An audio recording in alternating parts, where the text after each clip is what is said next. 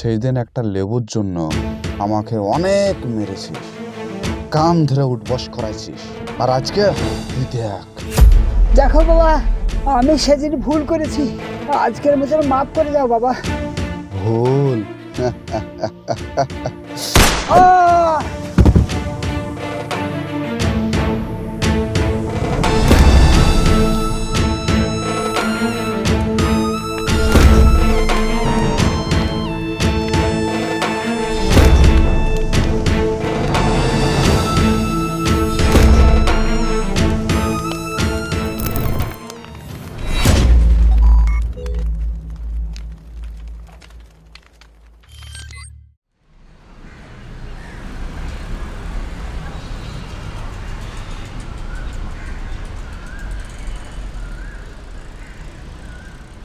এই এই থাম, এই থাম, লেবুটা দিয়েছে কাজ, দাঁড়া এখানে। ছোট ছেলে চুরি করা কি স্বভাব? হ্যাঁ, কান্ধর বস, উঠ উঠ, বস উঠ। আর চুরি করে তুই করি? কি গো, এই রাস্তার মাঝে বাচ্চা ছেলেটাকে কান ধরে উঠবস করেছে কেন? আর বলো না, আমার দোকান থেকে লেবু চুরি করে পালাচ্ছিল। তোমার একটা লেবু আছে তো এমন তোমার কি ক্ষতি আছে? শোনো, আমাকে বেশি জ্ঞান দিতে আসে না, আমার যথেষ্ট জ্ঞান আছে। এই লাও, তোমাকে 500 টাকা দিলাম। লেবুর দাম নিয়ে যে টাকাটা থাকবে অন্য এরকম ক্ষুধার্ত ছেলে পেলে আসলে খাইয়ে দিবা। এই ধর লেবু। বাবু, তোমার বাড়ি কোথায় গো? আমার বাড়ি ঘর নেই, আমার কেউ নেই। কেউ নাই? না। বাড়ি ঘর নাই? আমার সাথে তুমি যাবা? হ্যাঁ। চলো তাহলে।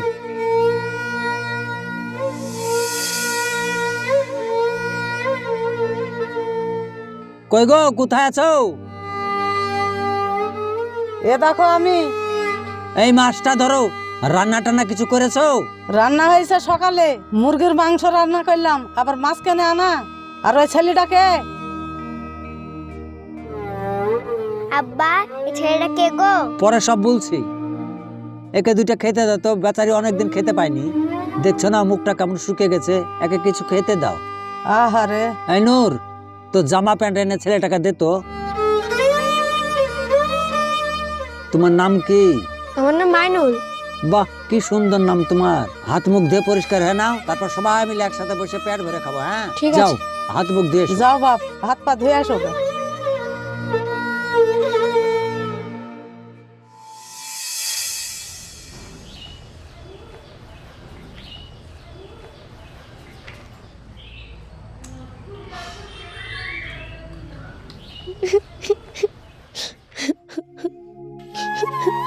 বাপ, কাঁদছো কেন গো? আব্বা মা বেঁচে থাকলে প্রতিদিন কত আদর যত্ন করে খাইয়ে দিত। আরে যার কেউ নাই তার উপরাল আছে। খেলো খেলো খেলো খেলো। খেলাও, আমরা আছি, ভয় নাই। আর কিছু দেবো? না।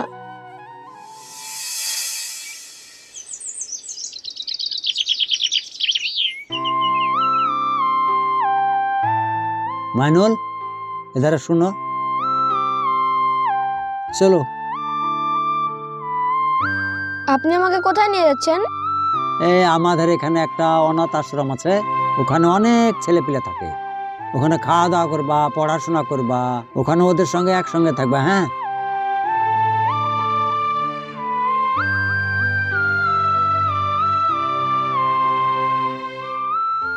আপনি কি নুরের মতন আমার আব্বা হতে পারেন না? আমি আপনার সঙ্গে থাকতে চাই, আপনি যা বলবেন আমি তাই শুনবো, কিন্তু আপনি আমাকে দূরে ঠেলে দিয়েন না। আমি আপনার সঙ্গে থাকতে চাই, আমি আপনার পা ধরছি।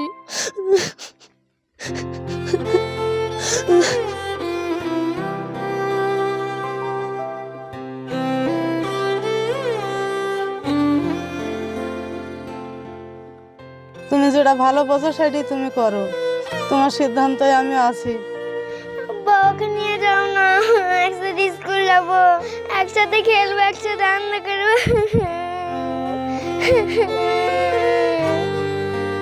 শোনো, আজ থেকে তুমি আমার ছেলে, এরা তোমার দুই ভাই বোন। এখন থেকে তোমরা একসঙ্গে থাকবা। যাও, খেলো গা।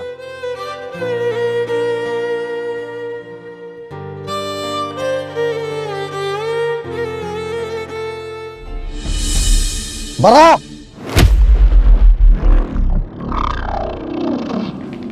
আব্বা,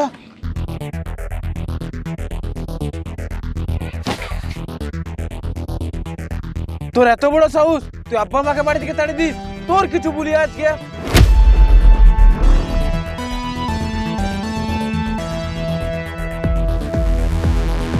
এই কি হলো, দাঁড়িয়ে গেলে কেন?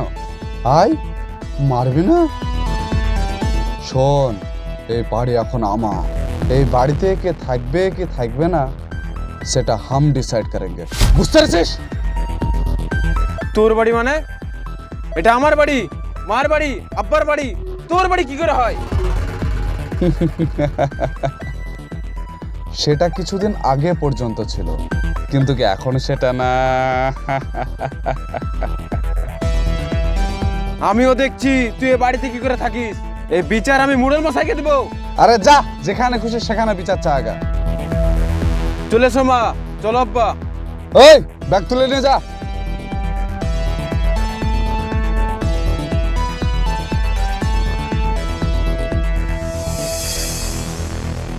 সবই তো বুঝলাম, কিন্তু মাইনুল, তুমি আফজাল সাহেবকে এই বাড়ি থেকে তাড়িয়ে দিচ্ছ কেন?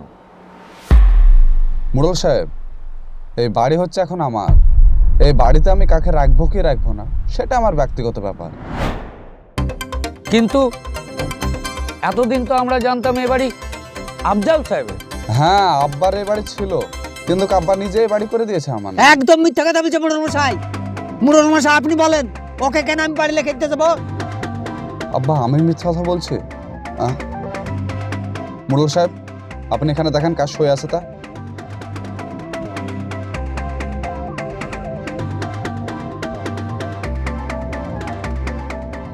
এই দেখুন প্রধান সাহেব, এখানে তো স্পষ্ট লেখা আছে। কই দেখি, এই তো স্পষ্টভাবে আফজাল সাহেবের সই আছে তো। স্বেচ্ছায় মাইনুল শেখকে তার বাড়ি সমস্ত লিখে দিয়েছে। অসম্ভব, এইসব আমি মানি না।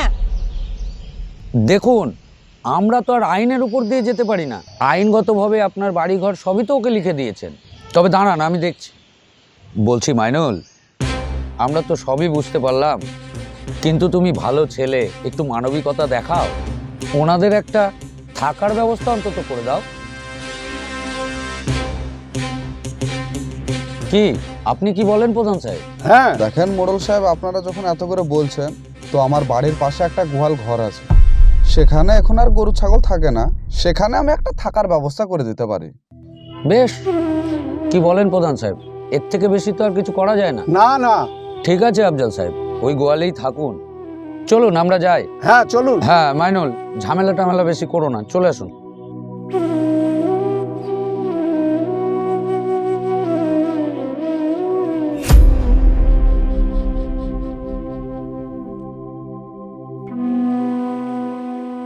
আব্বা, তুমি হয়তো নিশ্চয়ই ভাবছো যে এই বাড়িটা আমি কি করে দখল করলাম।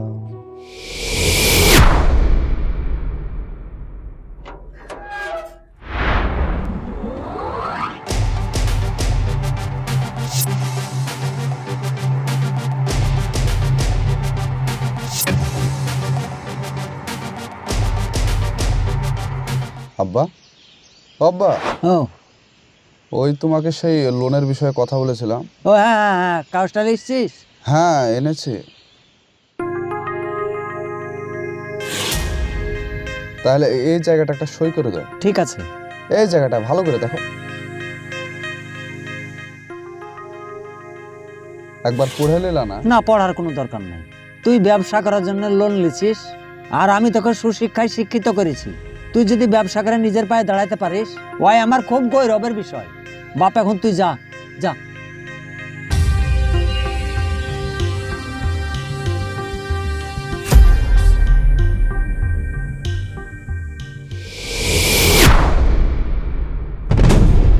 এত বড় বিশ্বাসঘাতক তুই! তোকে একদিন রাস্তা থেকে আমি কুড়িয়ে এনেছিলাম, আর তুই আমাকে এই তার প্রতিদান দিলি। শোন, এর বিচার ওপরাল একদিন করবে। আরে যাও যাও, তোমাদের গরিবের একটাই ডায়লগ, যে উপরওয়ালা করবে উপরওয়ালা করবে, দেখছো উপরওয়ালা কি করে বিচার করছে। তো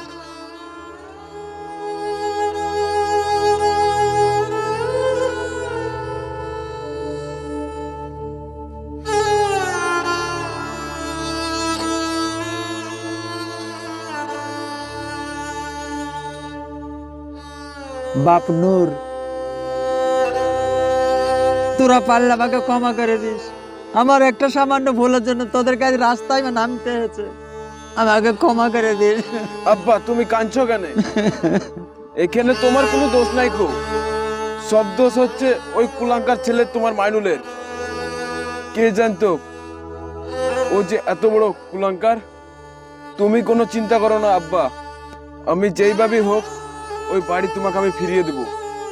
দরকার পড়লে কালী চাচাকে গিয়ে বলবো, কালী চাচা অবশ্যই আমাদেরকে সাহায্য করবে। তুমি কান্দো না গো আব্বা, চুপ করো। উঠো আব্বা, তুমি উঠো।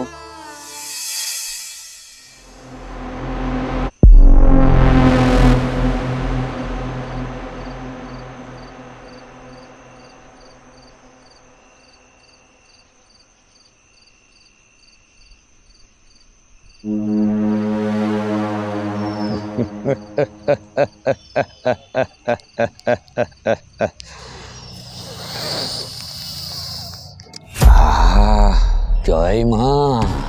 আপনার দেওয়া আইডিয়ার জন্য পুরো বাড়ি এখন আমার দখলে, সবই আপনার আশীর্বাদ।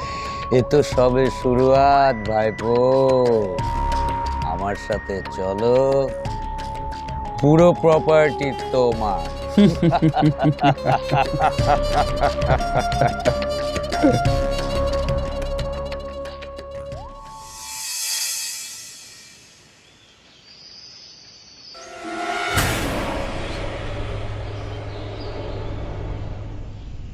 আফজাল ভাই, আরে ভাবি, আফজাল ভাই, ভাবি কোথায়? আরে ওই তো ভাবি। ভাবি একটু এদিকে আসেন। ঠিক আছে, আমি আসছি। এ নেন, আপনার ভাবি পাঠিয়েছে, নিয়ে যান এটা। ঠিক আছে। আফজাল ভাই, কি থেকে কি হয়ে গেল গো? যে ছেলেটাকে তুমি রাস্তা থেকে তুলে এনে মানুষের মতো মানুষ করার চেষ্টা করলা, সেই কিনা তোমাকে বাড়ি থেকে বের করে গোয়াল ঘরে পাঠিয়ে দিল। কপাল গো, সবই কপাল। চাচা, ওই মাইনুলকে আমি ছাড়বো না গো। বিশ্বাসের সুযোগ নিয়ে বিশ্বাসঘাতক করেছে। লোনের কাগজে সই করবো বলে বাড়ির দলিলের কাগজে সই করে নিয়েছে। মাইনুলকে আমি ছাড়বো না। বলো তো কি বড় অন্যায় কাজে, হ্যাঁ? ওকে আমি ছাড়বো না চাচা। শোনো শোনো, এত মাথা গরম করো না। একটা কথা মনে রেখো, ওর মাথার উপরে না প্রধান সাহেবের হাত আছে, এটা মনে রেখো। এক কাজ করো, আমার একজন চেনা ভালো উকিল আছে, এক কাজ করো, বলছি তোমার কাছে 1010 টাকা হবে? টাকা কেন চাচা? আরে বাবা, উকিল তো আর কাজ করবে না, তাকে ফিস দিতে হবে। চাচা, এই মুহূর্তে আমার কাছে 3000 টাকা আছে, বাকি টাকাটা আমি কাল সকালে ঠিক দিয়ে আসবো। ঠিক আছে, বাকিটা আমি দেখছি, সাবধানে থাকবি। কালী, তুমি আমাদের শেষ সম্বল। তুমি চিন্তা করো না আফজাল ভাই, আরে আমি তো আছি, অত চিন্তা করো না। দেখি আমি কি করতে পারি। আমি একটা সুব্যবস্থা তোমাদের নিশ্চয় করব। আজ আসি, কেমন? চিন্তা করো না। এই তোরা সব সাবধানে থাকিস।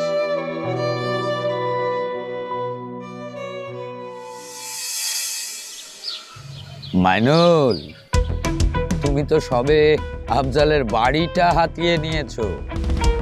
জানো ওর এখনো কত সম্পত্তি জমি সব রয়েছে?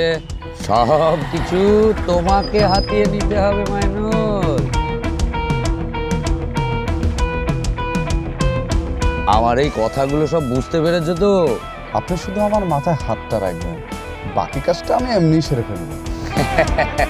সেই তো ছোট থেকে তোমার মাথায় হাতটা রেখেছি বাবা।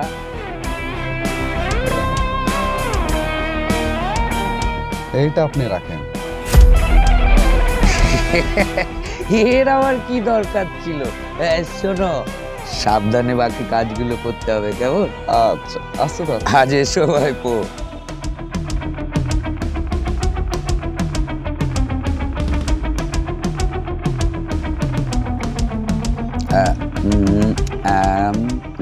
দাদা কে রে তুই কে রে কে রে তুই ইকবাল না? আরে হ্যাঁ গো, তা এতদিন কোথায় ছিলি?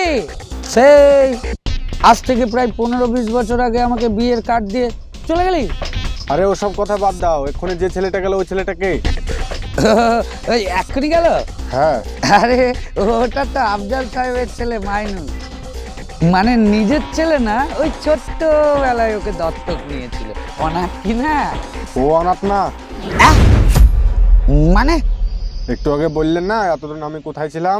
হ্যাঁ, ওর জন্য আমার 15টা বছর নষ্ট হয়ে গেছে। মানে এই শোন শোন শোন, বস বস বস বস, বস বস বস বস, ব্যাপারটা কি বল? শোনো তাহলে, হ্যাঁ আমার বিয়ের কাজ যখন ওর বাড়িতে দিতে যাই, হ্যাঁ,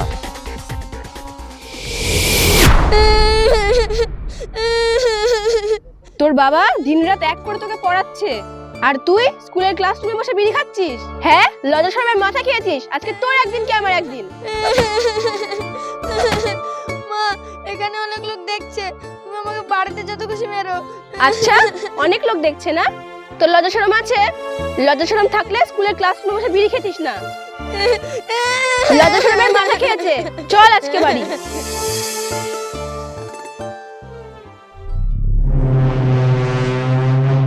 কিরে ওখানে হয়ে বসে আছিস কেন? খাবার বেড়ে দিচ্ছি, যা খেয়ে নে।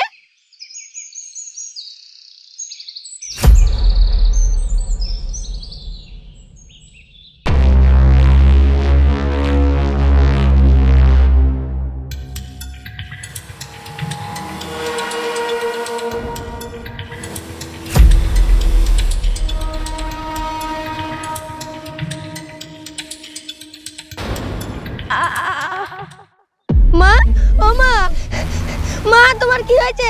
কথা বলো মা। ও মা, কথা বলো তুমি। মা, আরে তিশা, মা তুমি কথা বলো। তিশা, এ তিশা, কি হলো তোমার? তোমার কি হয়েছে মা? এই তোর মার কি হয়েছে? দেখো দেখো, আমি এসেছি। তোমার কি হয়েছে মা? মা, তিশা তুমি কথা বলো।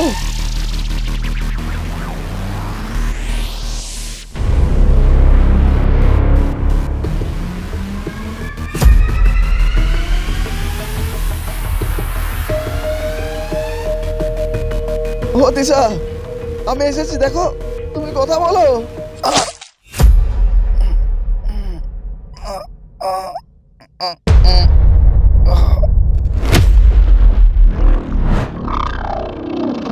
শামীম ভাই আছো নাকি বাড়িতে? আরে শামীম ভাই, আরে শামীম ভাই, তোমার এরকম অবস্থা কি করলো? আর বলিস না, আমার ছেলে আমাকে চাকু মেরেছে। শামীম ভাই, ওই ইয়াকে করলো রে? শামীম ভাইকে মেরেছিস? আমি মারিনি। তোর হাতে চাকু কেন? আমি জানি না। তুই জানিস না তো কে জানে? এই দেখো গো, পাড়ার লোক এখানে মার্ডার করতেছে। কে কোথায় আছো? আসো গো, তাড়াতাড়ি আসো গো সবাই। কই গো?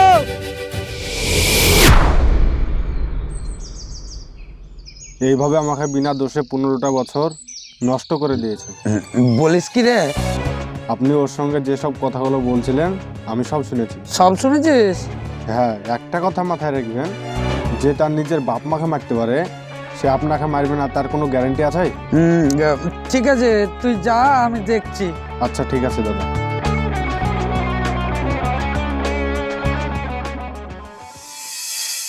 স্যার, আপনি যদি একটু ভাবেন তাহলে কিন্তু আমরা একটু পার্সোনাল কথা বলতে পারি। তুই অনেক অপরাধ করেছিস, কিন্তু আমার কাছে কোনো প্রমাণ ছিল না, সেই জন্য তোকে অ্যারেস্ট করতে পারিনি। আজ প্রমাণও পেয়েছি, সাক্ষীও পেয়েছি। মডেল সাহেব, হ্যাঁ, আফজালের বাড়িটা ভালো করে বুঝিয়ে দেবেন। অনেক ধন্যবাদ অফিসার। চল।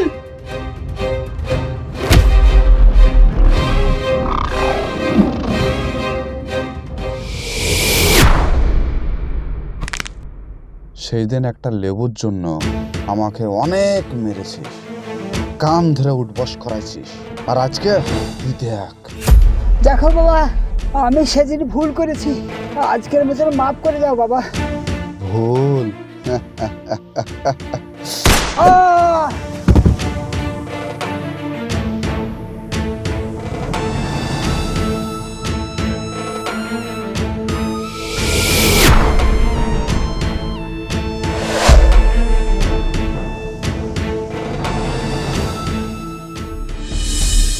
বন্ধুরা, আপনারা রাস্তায় অনেক অনাথ ছেলে মেয়ে দেখতে পান।